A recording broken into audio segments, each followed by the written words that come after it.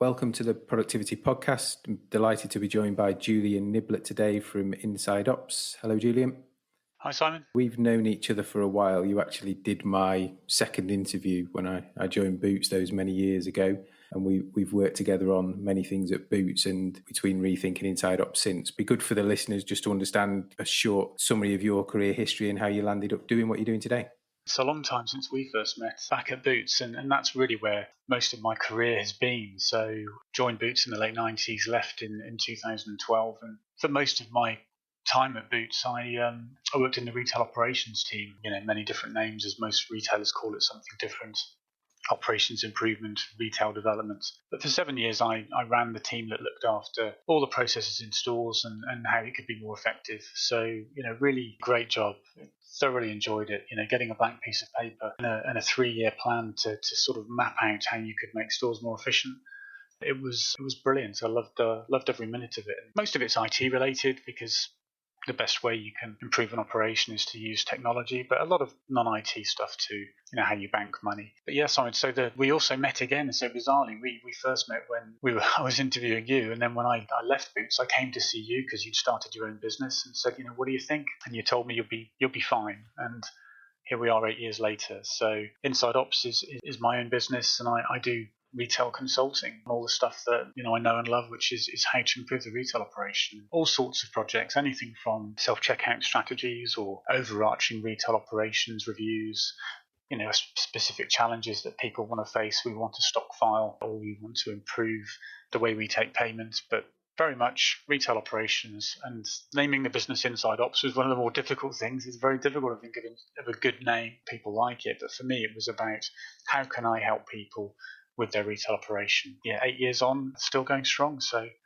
thoroughly enjoying it. Good. So we're going to focus today around that operational piece, so primarily stock and checkouts. Over the years, you've been going 8 years, we've been going 9. Lots of people have been revisiting their stock systems, their EPOS systems. There seems to be that cyclical trend of technology advances, cost of ownership kind of goes down, so it's not as big a journey to swap in and out. When you're working with businesses, what are the most common stock system problems you tend to come across? And then we'll look at checkouts. Yeah, sure, no problem. I think one of the big things I see is one is compliance. I think most retailers that I've worked with will just say, gosh, if we could just get all the processes delivered the way we want, we'd just get fantastic results. And so I think compliance is one area where I see that there's always room for improvement. But why is there varying levels of compliance? And often it's because the processes themselves have just not changed. I still am gobsmacked by some of the things I see in retail.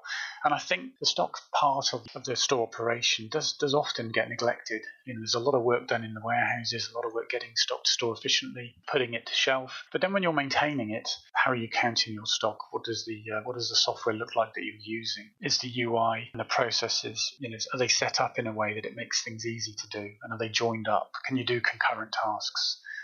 Are there tasks that are being eliminated? So I tend to find that they're kind of low down on people's radar centrally, but when you look at the processes that people are doing day in and day out, often they're just not well designed and they're not modern. There's so many retailers still using very, very old systems, and there is a lot of benefit to be gained by moving to something more modern.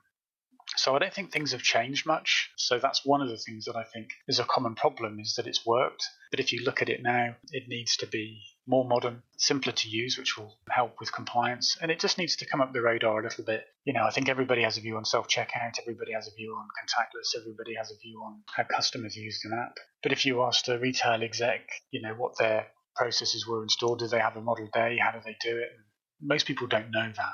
So I think having a really good routine that's really simple, using really simple, easy to use software, you do those things and you get a much better result. And I think it just needs some tweaking for a lot of businesses just to move to a better model. That feels like the common problem. There's too much activity.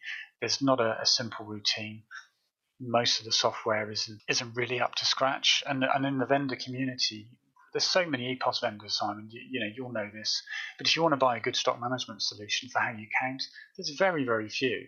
If you go to any of the retail shows, you don't often see them, or you see some companies who have got a POS solution who've built one. They don't look that great. So the market's not particularly strong. So I think there's a lot of value improving the stock operation, but those are the problems that I see. lots of paper still around and lots of people walking, that ineffective walking we call it, where they'll walk to a fixture and count it, walk back and restock it, walk back and check the overs on the shelf above?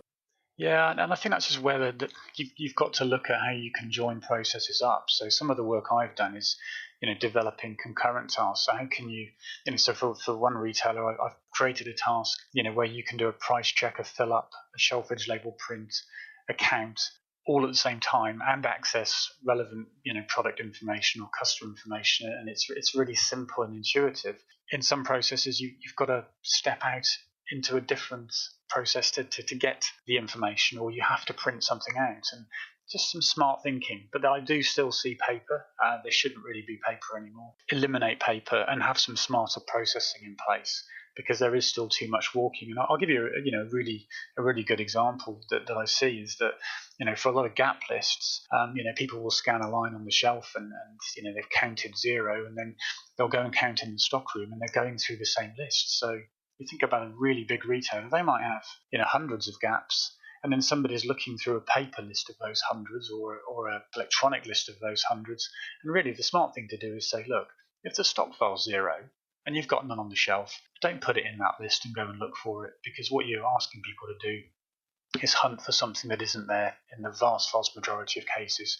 And you can pick up any errors through different processes, but just a bit of smart thinking can really make those processes smaller. So even if you've still got paper, there's some retailers out there that still don't have Wi-Fi and have got dock and transmit processes for managing their stock using handhelds. Well, you can still have some smart processing. Don't get people to look for stuff that probably isn't there. If the stock file says 0 and there's none on the shelf, it's very unlikely to be in the stock room. Putting that kind of change in place, could save 90% of the time you're spending in the stock room, and that's worth more than finding a line through that process when you can find it through others. So I think there's a lot of ways you can reduce paper. There's a lot of ways you can reduce, walk time and look time and count time. So there you go. There's a freebie. That's worth a bit of money to anyone listening to if they put that in place. So, needle in a haystack. It's interesting that you talk about people gathering data. So typically now people are on handheld devices, I assume, and they're Wi-Fi enabled. So I know you talked about docking. We like you see less and less of that. There was a point when it was everything's going to be done on the colleague's mobile. So this whole bring your own device piece, we're not seeing much of that come through. We're seeing more intelligent devices that the companies are asking the colleagues to use. Yeah, I think I'm still very much an advocate of using a retail-owned device. You open up a can of worms with BYOD. If a colleague is using their own device and they drop it, then is the retailer going to pay for that? There's all sorts of privacy issues. Getting the solution down onto a colleague's own device. How do you wipe it if they leave? Do you want them to have their own device on the sales floor because they can do other things? So it's fair to say, and I've seen companies out there pushing use your own phone or use our solution. You could use iOS and so you could use your iPhone for it or your Android phone for it. I'm not a big fan. Scanning is much slower on a mobile device than it is on a dedicated scanner.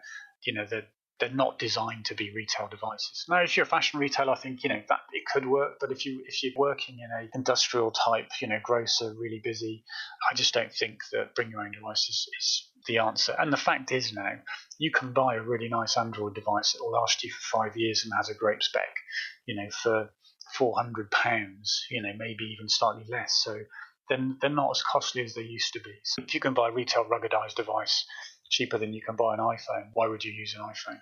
No, I agree. It's one of those trends that's moved on. So it was a big buzz. And like you say, I think once people have started to do the investigation work, there's still far too many unanswered questions to make it viable and safe for the company and safe for the colleague. So we've touched on stock. Do you think that those organisations that sit on a lot of stock and have no ability to differentiate what's back stock versus stock on the sales floor, there's bigger opportunity there? I think of all of the projects that I've done, you think about everything that takes place in a store, and so as a consultant you get asked to look at everything. If ever there's a stock project, then immediately you think this is going to be great because it is the easiest area to find benefit. You've got 5 benefit areas for looking at stock. You've got productivity, you've got working capital reduction, you've got shrink, you've got OSA leading to sales, and you've got margins. So when it comes to a stock project, even if the sales pitch I generally give is, look, you're going to be doing pretty well anyway.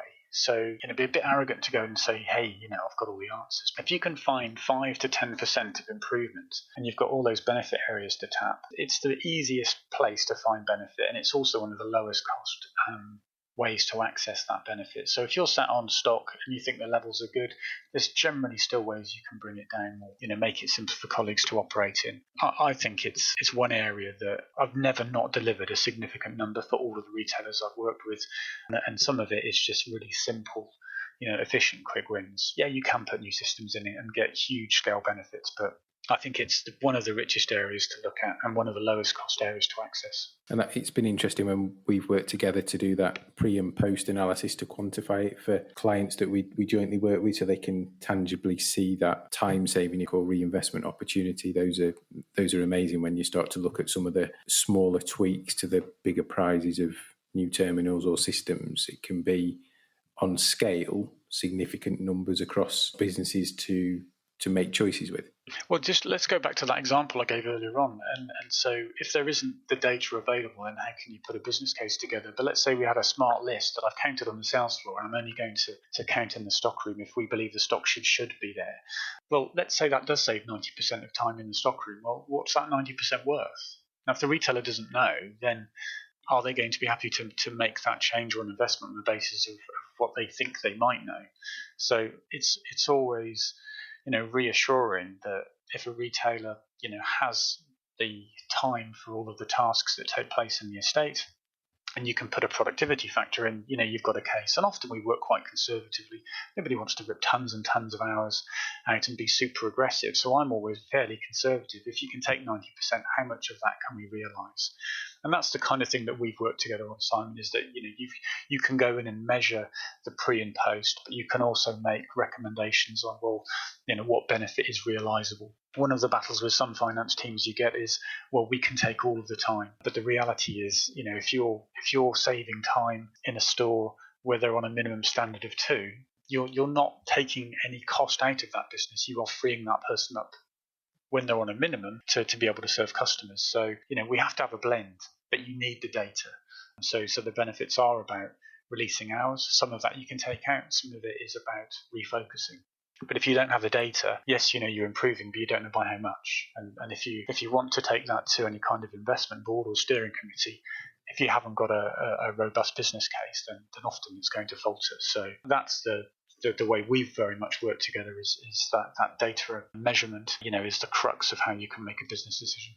Yeah, and like you say, it's the science versus the practicality. So the pure maths may tell you one thing, but the practicality that actually all you've done is freed up that person now for 2 hours a week to do something else, because as you say, they're on minimums, is a different conversation. And you need to measure, because the reality is that the one thing that does get people excited is, I think retail operations is way down on a lot of businesses' radar. So one of the things I've seen in my career is, pitching for money. When I was permanently employed, you're up against marketing and you're up against, IT and categories, and if you want to do something to change cash accounting, it's just not sexy, right? It just doesn't stack up brilliantly against, we want to do something for our loyalty scheme. So you've got to fight much harder in operations to get attention.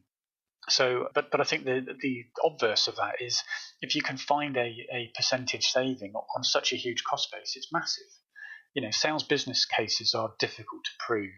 Changing customer behaviour is difficult to prove. But if I know that you spend £100 million on managing the tills, and I can take 10% of that out because we're putting in a number of different projects, that's real money. So I do often I look back, and it's always quite amusing to me that it's very difficult to get operational agendas signed off. But actually, that's where the most cast iron benefits are. And I get omni-channel, so I know that it's critically important. But for a lot of retailers, it's still 10% of the business. And yes, it's growing, and in the current environment, it's critically important, but your cost base is still traditional retail, and that's where there is still a ton of value. And I think that there's an opportunity that if people work with retail operations experts, doesn't have to be me. There's value there to be had, and the market isn't set up for it. You've got major consultancies that you can bring in that are very expensive, but they don't have the experience. You'll get a nice PowerPoint deck that will make some assumptions around how you might be able to save money, but it won't tell you how to do it. One of the things I'm seeing is it's not really well valued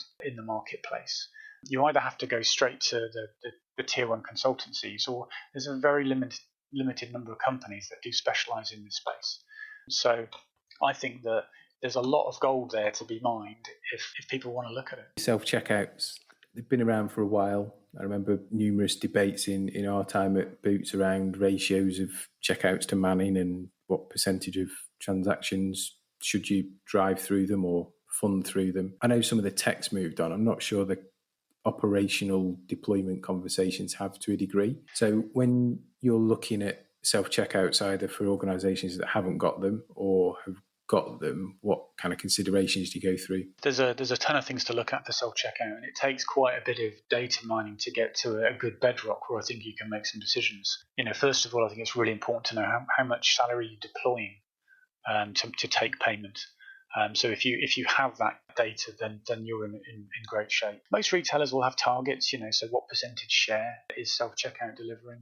And I like to turn that into a weekly target because you've got to have that so that you know that, look, if I put 3 self-checkouts in that store, are they going to be busy enough to therefore generate a return on investment? You've got to look at basket size. If you're a big grocer and you've got many more transactions, more than 8 items, then you need a different type of SCO, and also you've got to realize you're going to get potentially less share. So there are sweet spots. 8 items is really strong, but you also need to know what transactions are eligible for self-checkout. So if you look at some of the convenience grocers, if you take out lottery and PayPoint and tobacco, you might be removing a quarter of transactions there. So you've got to understand how you deploy, how you're deploying that salary, what your basket size is, how many transactions are eligible for self-checkout, and then you apply a share to what you think is self-checkout eligible, and minimum is going to be 40%.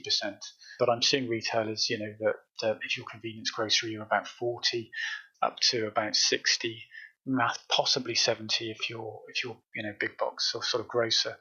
So there's still a lot of opportunity in self-checkout, but you do need to have all that data in place so that you can understand how many are eligible, and then you can apply a cost. So if I can move this many transactions to self-checkout, how much of that benefit can I realise? And then you've got to think about, do you want card only? Do you want card and cash? Do you want to have a scale? Do you want to have an attendant, or do you want to man it from the kiosk? There's a number of things to think about how you deploy that, and also work very closely with the layout teams so that self-checkout is deployed in a way that it makes sense for how the customer's going to shop. Get somebody walking past a self-checkout before they get to a man till. It needs a lot of evaluation, but I still think there's some really good value there. And the market's changing. Some retailers are looking at building their own self-checkout now. And if you go card only without a scale, so you don't have any of those weight interventions, you're looking at a cost that is 30% of what the original self-checkout costs were when we did it, many, many years ago. Self-checkout will become more prevalent because you'll see it in stores that previously it couldn't make a business return. But also with national living wage, retailers are looking at, well, how can we drive more through solutions like self-checkout, because the costs of national living wage are going to weigh heavily on people's bottom line. So quite a bit to think about with self-checkout, but I still see it as a really good opportunity to drive labour efficiency. There's not one size that fits all in an estate, so some shops may benefit massively from having it, others may not be as suitable, so you've got to almost look at it on a store demographic format basis. Is that right? Yeah, I think so. You do get some thinking that says, every store should look the same. But all the retailers I've worked with, and I've done 6 self-checkout reviews now, everybody's doing it on return on investment. So you'll see some stores that some chains that have self-checkout in some stores and not in others, and that is because there are local differences. For me, it's less demographics, it's just more other transactions there. If you've got a minimum of 1 or 2 on the lanes and they can deliver a large amount of the transactions, how can you save money if you put self-checkout in? And that labour is still there. Self-checkout has to enable you to run off a lower minimum for longer, and you can't do that if you don't have the hours there in the first place and the transactions there in the first place. And if they are there, then you can remove them. It's moved on massively. I know when I first worked with NCR to put self-checkout into Boots, we were looking at, gosh, wouldn't it be amazing if 10% of customers, would use this service? We're talking, a long time ago. And now any retailer I work with, everybody wants a minimum of 40%. I know retailers that are targeting 80%. And that's self-checkout and customers using their own devices or the scan and shop devices in stores. So expect to see a lot more of it. In the current climate, as we're recording, it's lockdown. So as we come out of that and whatever happens with easing of social distancing, it'll be interesting to see how that transpires into shoppers' behaviour and awareness, either being able to do it on my device so I don't have to touch anybody else's device or interact with anybody may grow, as well as the whole self-checkout piece and not having to speak to somebody through a screen. So I think it's going to be interesting times around that whole payment, self-payment, non-human interaction payment piece over the next, 6, 12, 18 months. We know the norm's going to be different. We don't know quite what it's going to look like, but you can see some retailers have done some fabulous work getting themselves in a place now where they are helping customers to social distance, but it changes everything. So if you're looking at transaction standards, well, actually, you're going to get slower throughput right now because we've got social distancing. So whereas, you'd be stood right next to the person in front of you and loading up the belt, and then as soon as the customer in front has finished packing, you're stood next to them. I think we're going to see slower throughput for a little bit because we're mindful of protecting everyone through social distancing. So there's certainly some work retailers need to look at. Well, what does that mean for how I deploy salary and for my transaction times? But I do think self-checkout is going to benefit from this. So, it's a really challenging time for everybody. And, it's going to be difficult for a fully enabled workforce to be in place. You've got people isolating, got people worried about their own health. Self-checkout can play a role in helping to serve customers. I think one of the things that I've seen is that there are questions around, well, what about the hygiene of touching a screen? So, there are some retailers are looking at, how they clean self-checkouts, and I think it will help on a journey to how much more can you your own device, or how many fewer button presses can you get on self-checkout. I still think it's got a lot of room to grow. But certainly in the marketplace, retailers that are predominantly self-checkout are grocers. We know the demand that's going into grocery, so I think it will certainly see an increase in usage, but I do think there may need to be some solutions to reduce the amount of touches, and it will help with customers' own devices. But I know the targets right now for that are really low, but if you think about the self-checkout journey, that started around what does 10% look like? And when contactless payment came in, bumbled along at 1% for years, and I'm seeing that as high as 40% of all transactions in some retailers I'm working with are contactless. So using your own phone, I think that'll become more important. But I don't think you're going to see much self-checkout in fashion. It just really doesn't work that well in terms of the physical solutions you see.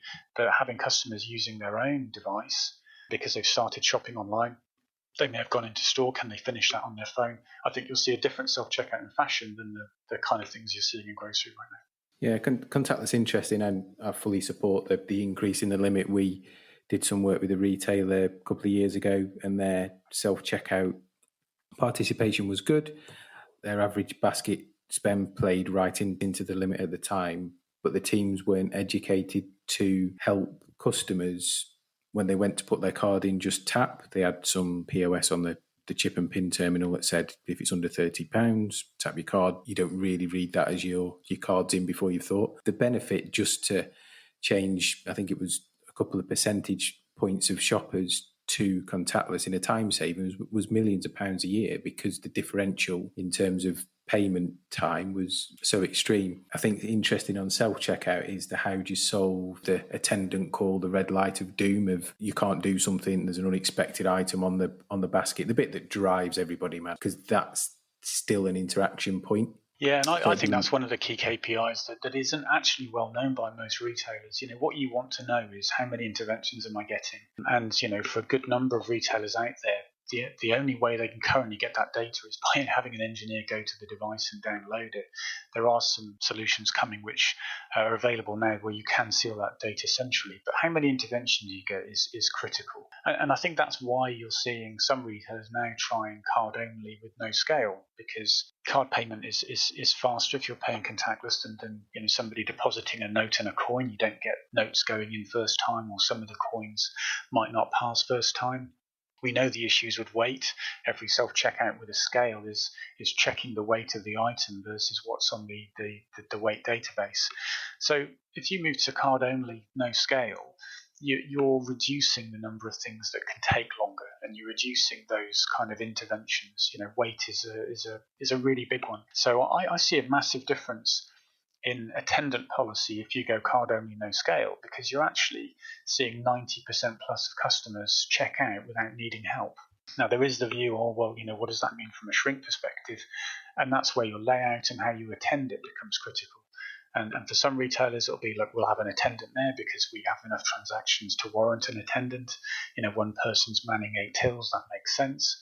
But where you've got your smaller installs of 2 or 3 self-checkouts, you cannot afford to have an attendant there all day. So you might have the fractional model where somebody's manning that from the kiosk or from a belted lane, and then giving them really good sight lines, maybe having cameras over the self-checkouts. Some of those are dummies, but even just having a view. There are solutions now where you can buy a device which clips onto the self-checkout and the customer can see themselves. It looks just like a webcam. No data is being stored. It is literally there just to give people the thought that they're being watched, even though they aren't. So there's things you can do to make customers feel like there's still security there, but you can access a lower cost by not having a full-time attendant, having somebody man the till and man the self-checkout, and reducing those interventions because you've gone with a simpler setup. All those touch points you talk about, there's loads of mileage in that. It's no different from stock. You might have a really good install, but if you can remove the number of button presses, that's crucial because people just enjoy the experience more. You get better throughput, and it's just simpler to use. There's some retailers, I won't name them, that I feel like I've done well if I've not had an intervention when I paid at the self-checkout. I expect it. There's some where I know it's going to be smooth now, whether that's their setup or not, but there are a number where there must be more interventions than not, even when you're just stood there shopping. So it's interesting, and like I say, it's interesting they've not really got those statistics. Some stuff we gather on measurement, things that you think you could automate in the modern day and age. You think, the more data, the better. But I think one of the things that's really important about having a really simple operation is understanding who makes the decisions. And you need to get everybody around the table. When you look back to stock and you say, well, they're paper reports. Well, some reports that I still see printed or count lists sent down are because the category manager wants you to count everything in their category, or the finance team wants you to reset all negatives to 0 because that's having an effect on their reports. And who's making the decisions here is what's most important for the customer.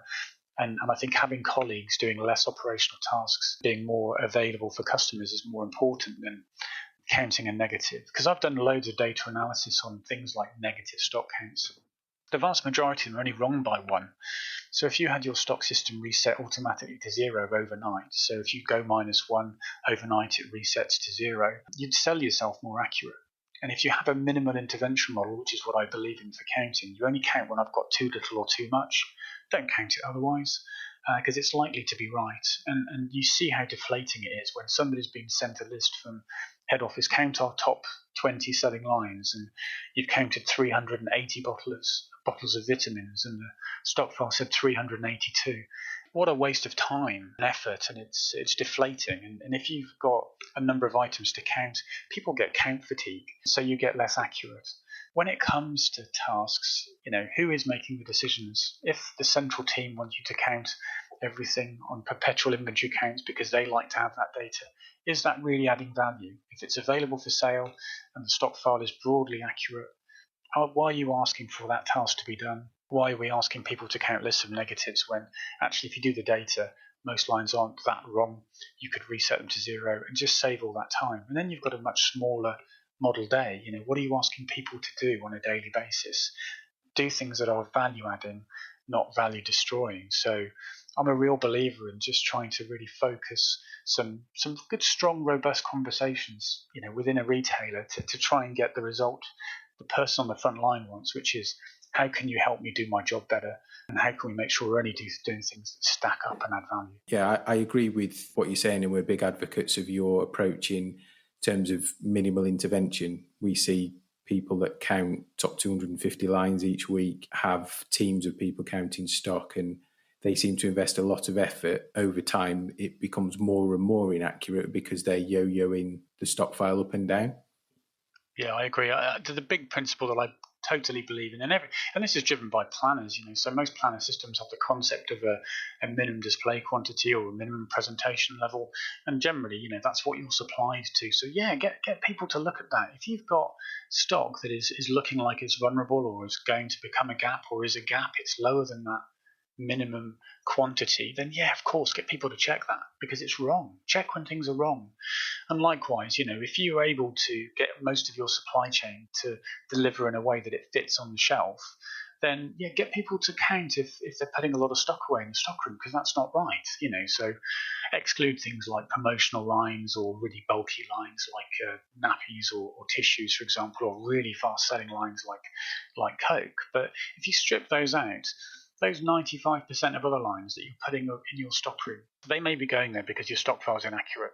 It's worth counting those because you won't get resupply, and that helps your working capital. To the point we both just made, getting somebody to count hundreds of items, across every store every week, there's a huge amount of labour there. Try and work on a concept of, if it's wrong, if it's lower than my minimum quantity, I should count it. If it's greater than a shelf capacity, and we know that it shouldn't break that, then count it. Otherwise, don't count it at all. Leave it alone, and you'll find that you'll save a ton of time. Everything will be in good shape because you're only taking action when you know something's not right. So I'm a big believer in that.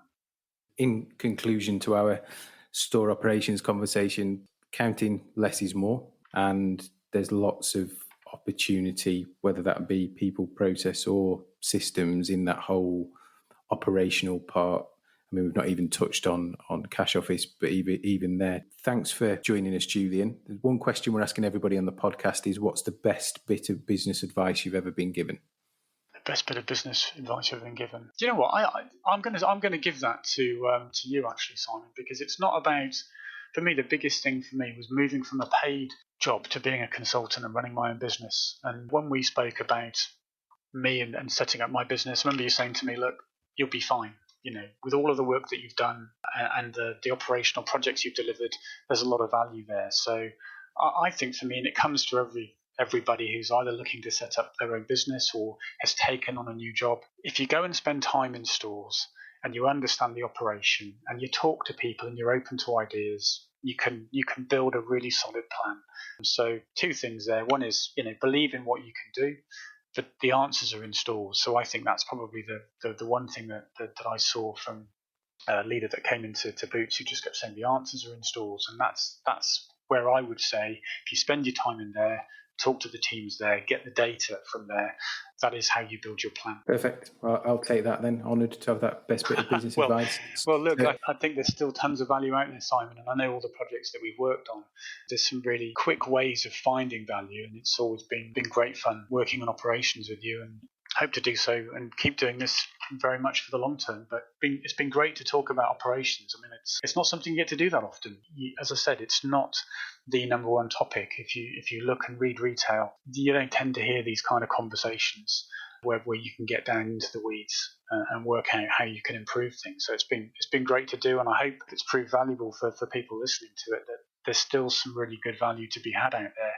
And even if you're 95% of the way there, that 5% that can be added is absolutely huge. So it's been great fun. Thanks for inviting me on. No, you're welcome. And if people want to find you, you're on LinkedIn, you've got the website, which is insideops.co.uk, or if they can't find you, then they can come through and we can introduce you. So plenty of channels to get in touch with Julian. Thanks, Julian. Take care. No, that's great. Thank you. Cheers, Simon.